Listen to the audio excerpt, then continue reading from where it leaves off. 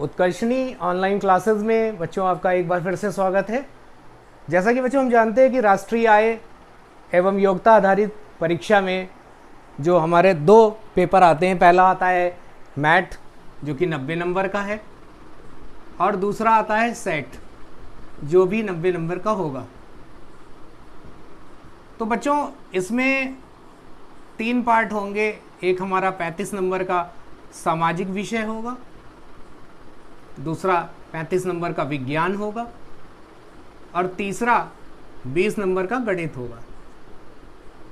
तो आप हमारे क्लास में जुड़े रहें आखिरी तक, मेरे आने वाले वीडियोस का वेट करें। मैं आपको मैथ के भी मैंने कुछ वीडियोस जारी किए हैं। सेट में आज हम सामाजिक विषय को लेंगे और बहुत ही एक प्रचलित और बहुत ही विषय है संविधान सभा।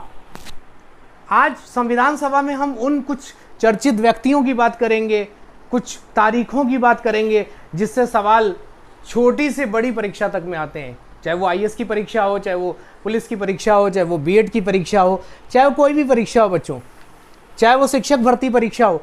संविधान सभा से ऐसे कुछ प्रश्न ज़रूर से आते हैं जिनकी चर्चा आज हम करेंगे। आइए हम शुरू करते हैं। सबसे पहले संविधान सभा का गठन कैबिनेट योजना के अंतर्गत हुआ था। हम संविधान सभा के कई वीडियो जारी करेंगे, भाग 1, 2, 3 करके, और उसमें ज़्यादा से ज़्यादा कोशिश करेंगे कि आपके स्तर के जो सवाल हैं उनको हम ले सकें। आइए हम शुरू करते हैं। संविधान सभा की पहली बैठक 9 दिसंबर 1946 को नई दिल्ली में केंद्रीय भवन में हुई थी। जैसा कि फ्रांस के संविधान में ऐसा प्रचलन था कि जो सबसे वयोवृद्ध आदमी होता है, सबसे बड़ा, सबसे उम्र में सबसे अधिक बड़ा आदमी हो, उम्र दराज हो, उसी को हम अध्यक्ष चुनते हैं। और यही प्रथा हमने अपने संविधान सभा में भी रखी। डॉक्टर सच्चिदानंद सिन्हा जो कि उस संविधान सभा के सबसे वयोवृद्ध यानी सबसे अधिक उम्र के व्यक्ति थे, संविधान सभा के अस्थायी अध्यक्ष डॉक्टर सच्चिदानंद सिन्हा को 9 दिसंबर 1946 को चुना गया था।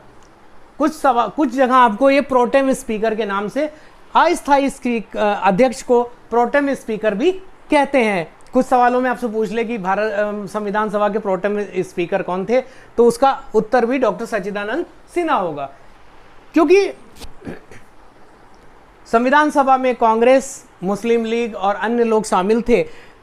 इस संविधान सभा का मुस्लिम लीग ने बहिष्कार किया था। अगर आपसे सवाल पूछ ले कि संविधान सभा का बहिष्कार किसने किया था, उसमें हिंदू महासभा थी, कांग्रेस थी, मुस्लिम लीग थी और अन्य पार्टियां भी थीं जो कि निर्दलीय थे, उसमें से, या देसी रियासत, तो उसमें आपका जो विकल्प होगा वो मुस्लिम लीग सही होगा। उसके 2 दिन बाद ही 11 दिसंबर की बात करते हैं 1946 को डॉक्टर राजेंद्र प्रसाद को संविधान सभा का स्थायी अध्यक्ष नियुक्त किया गया। बच्चों, डॉक्टर राजेंद्र प्रसाद की भी बात हम करेंगे। डॉक्टर राजेंद्र प्रसाद संविधान सभा के अध्यक्ष थे और बाद में भारत के 2 बार राष्ट्रपति रहे। इसके बाद हम बात करेंगे एक और महत्वपूर्ण व्यक्ति की और एक महत्वपूर्ण तारीख की, जो कि अक्सर प्रश्न पूछा जाता है।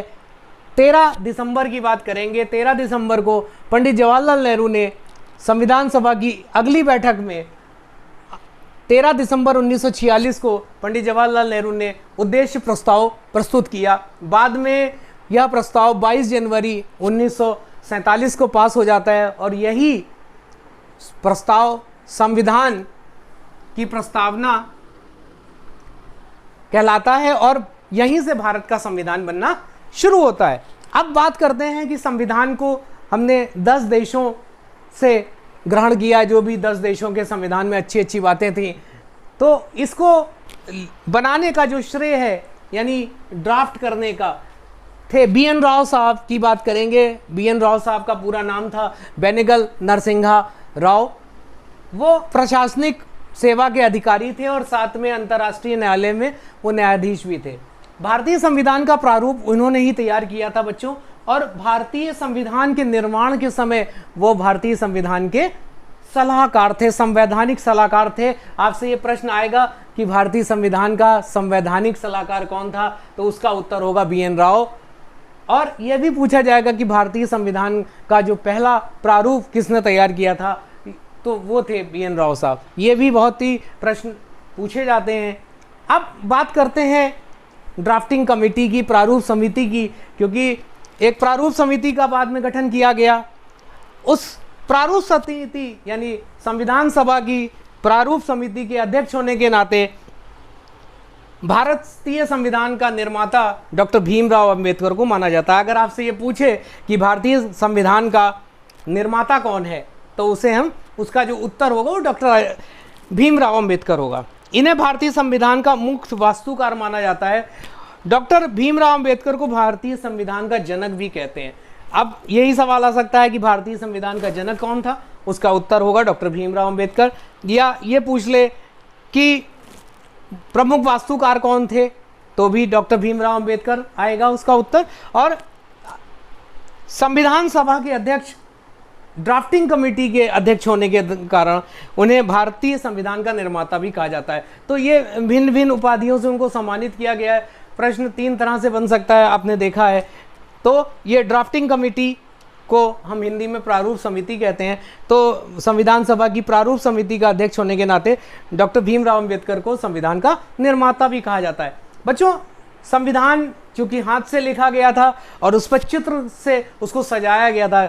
संविधान के हर एक पन्ने पर चित्र बनाना बहुत मुश्किल था। हम आपको बता दें कि 22 भागों में हमारा संविधान बना था। अगले वीडियो में हम और चर्चा करेंगे संविधान के गुण के बारे में, संविधान के बारे में।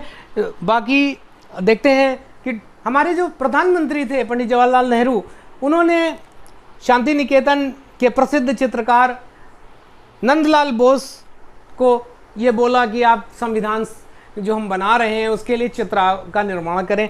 तो नंदलाल बोस ने अपने छात्रों के साथ 4 साल में हमारे संविधान की मूल कॉपी यानी अंग्रेजी पांडुलिपि जो है, जो हाथ से लिखी गई है, उसमें कुल 22 भाग थे मूल संविधान में, और 22 चित्र या पेंटिंग बनाई और बॉर्डर से संविधान को सजाया। उन्हें इसके लिए 21,000 रुपये मेहनताना दिया गया था। इसके बाद बात करते हैं कि उस ज़माने में क्योंकि संविधान जो था वो प्रिंटिंग मशीन से नहीं छापा गया था, हाथ से, पांडुलिपि की बात करी। पांडुलिपि क्या होता है? जो कि हाथ से लिखी जाती है। तो हमारा संविधान की जो मूल प्रति है वो अंग्रेजी में है, पांडुलिपि है, और उसको लिखने का जो श्रेय है वो प्रेम बिहारी नारायण रायजादा को है, जो कि एक सुलेखक यानी कैलीग्राफर थे और जिन्होंने भारतीय संविधान को इटैलिक शैली में अपने हाथ से लिखा। इटैलिक क्या होता है? तिरछा हम लिखते हैं, जैसे हम इस तरह से लिखें अंग्रेजी वर्णमाला को। तो उन्होंने ये जो कला थी वो अपने दादा से सीखी थी। उनके माता पिता का बचपन में ही निधन हो गया था और वो अपने दादा के साथ रहते थे। उन्होंने इस काम के लिए कोई भी पैसे नहीं लिए।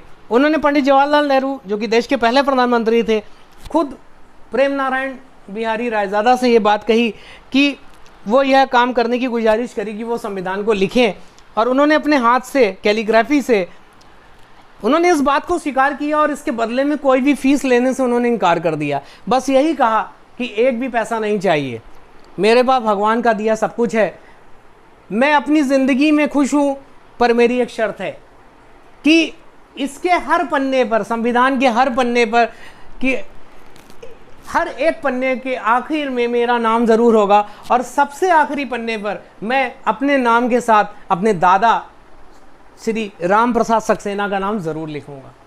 और इस शर्त को नेहरू जी ने मान लिया और प्रेम बिहारी नारायण रायजादा ने बच्चों एक भी पैसा संविधान को लिखने के लिए नहीं लिया।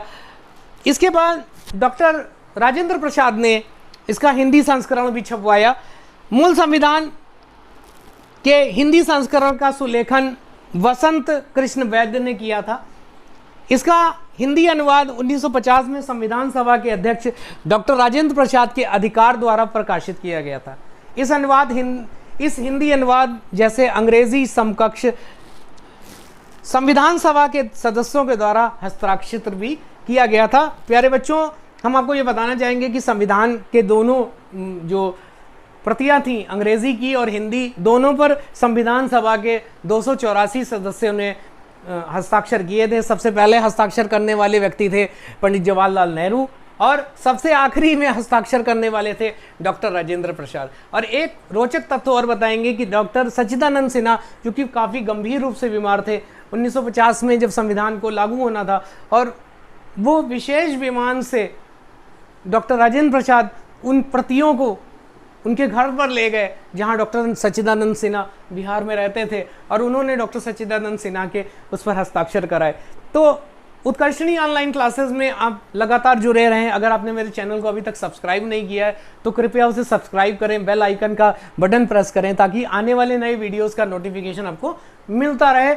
और संविधान सभा के और जो प्रश्न हैं उन्हें हम भाग 2 और 3 में देखेंगे, और आने वाले दिनों में हम आपके लिए लोकसभा, राज्यसभा, राष्ट्रपति, न्यायालय, निर्वाचन आयोग से संबंधित भी प्रश्नों के वीडियोस को जारी करेंगे ताकि आपकी परीक्षा से पहले आप सेट में जो सामाजिक विज्ञान का हिस्सा है उसको आप बहुत अच्छी से तैयार कर सकें। उसके अलावा विज्ञान और गणित के भी वीडियोस हम जारी कर देंगे जल्दी। और मैथ के मैंने जारी किया था, और वेन आरेख अब एक बहुत अच्छा विषय है, 10-15 नंबर के सवाल उसमें से वेन आरेख से मिल जाएंगे। तो मिलते हैं अगले वीडियोस में, तब तक आप अपने प्यारे चैनल उत्कर्षणी ऑनलाइन क्लासेस से जुड़े रहें। धन्यवाद।